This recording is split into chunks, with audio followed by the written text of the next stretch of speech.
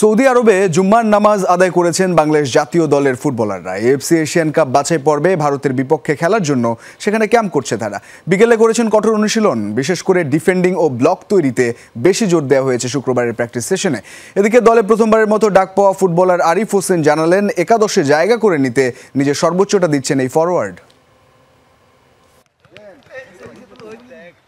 AFC Asian cup বাছাই পর্বে ভারতের বিপক্ষে খেলার জন্য সৌদি আরবে ক্যাম্প করছে বাংলাদেশ জাতীয় ফুটবল দল। নিজেদের সেরাটা দিয়ে কঠোর অনুশীলন করে যাচ্ছে ফুটবলাররা। শুক্রবারের প্র্যাকটিস সেশনে ডিফেন্ডিং ও ব্লক তৈরিতে বেশি মনোযোগ দিয়েছেন খেলোয়াড়রা, জানালেন দলের সহকারী কোচ হাসান আল মামুন। এই সপ্তাহটা খুবই একটা ইম্পর্টেন্ট উইক আমাদের গিয়েছে, এই মাইক্রো সাইকেলটা মূলত।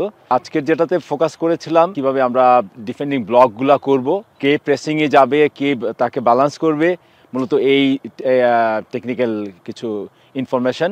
পাশাপাশি ইন্ডিয়া কিভাবে তাদের অ্যাটাকিং স্ট্রাকচারে যায় এবং আমরা কিভাবে ব্লকগুলো তৈরি করব, এই নিয়ে আমাদের ক্লাস হয়েছে।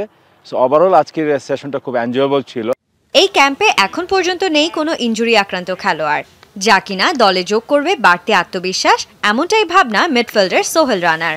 সৌদির কন্ডিশন আপাতত বেশ ঠান্ডা থাকায় শিলংয়ের আবহাওয়ার সাথে মানিয়ে খেলতে পারবেন বলেও আশাবাদ ব্যক্ত করেন তিনি।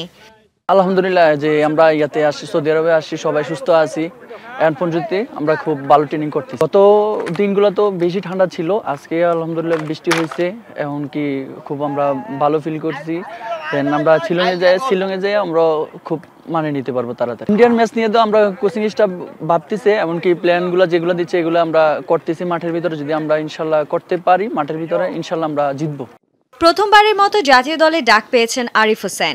সিনিয়র ও জুনিয়রদের থেকে সাহায্য পাওয়ার পাশাপাশি অনুশীলনও বেশ উপভোগ করছেন এই ফরওয়ার্ড। একাদশে জায়গা তৈরির জন্য নিজেকে শতভাগ উজাড় করে দিচ্ছেন আরিফ।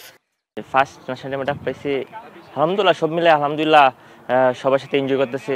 ন্যাশনাল টিম মানে প্র্যাকটিস একটু হার্ড হবে, এটাই স্বাভাবিক। এটা আমার জন্য ভেরি ডিফিকাল্ট চ্যালেঞ্জ হিসেবে নিতে হবে আমার, ইনশাআল্লাহ ট্রাই করতেছি।